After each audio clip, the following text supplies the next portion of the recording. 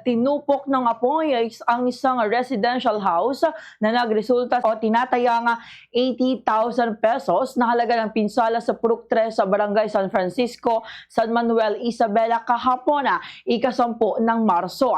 Sa panayam ng Bombo Radyo Kawan kay Senior Fire Officer 2 Wilma Valentina, Chief Admin at Ground Commander ng Bureau of Fire Protection or BFP San Manuel, sinabi nito na bandang 8:01 AM nang makatanggap sila ng tawag mula sa isang concerned na citizen hinggil sa insidente.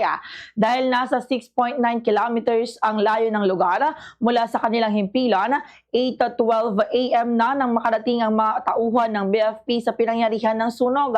Ayon sa investigasyon at konkret ang kabuang istruktura ng bahay, ngunit gawa sa kawayan ang kusina, kung saan pinaniniwala ang nagsimula ang sunog batay sa pahayag ng mga residente sa lugar.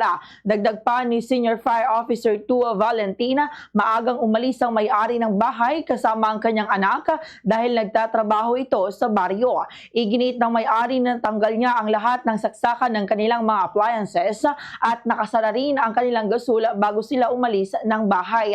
Bandang alas 8:22 ng umaga nang maideklarang fire under control ang sunog, habang tuluyang idineklara ang fire out alas 8:28 ng umaga. Kaugnay nito, muling nanawagan ng Bureau of Fire Protection sa publiko na tiyaking maayos ang mga gamit sa loob ng bahay at siguraduhing tanggal ang mga saksakan ng appliances bago umalis ng kanilang tahanan upang maiwasan ang sunog.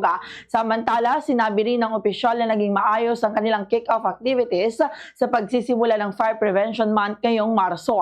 Kabilang sa kanilang mga aktibidad ang pagmamahagi ng mga flyers mula March 1 hanggang 31, pagsasagawa ng kanilang hanin ng feeding program sa Villa Cayaban Elementary School sa March 12 at tree planting naman activity sa March 14. Pinalahanan din ng BFP ang publiko hinggil sa maingat na paggamit at pag-iimbaka ng mga galon-galon na gasolina na ayon sa kanila ay mahigpit nilang minomonitor sa kanilang nasasakupan upang maiwasan ang mga insidenteng may kinalaman rin sa sunog. Ganito ang bahagi ng pahayag ni Senior Fire Officer 2 Wilma Valentina.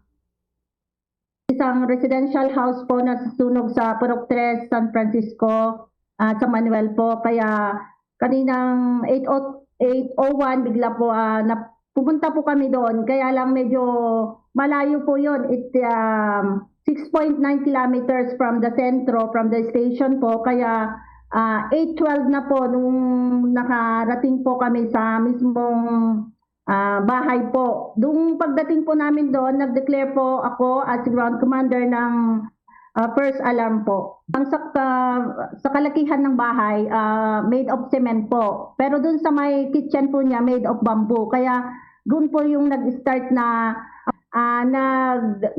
po doon sa kusina.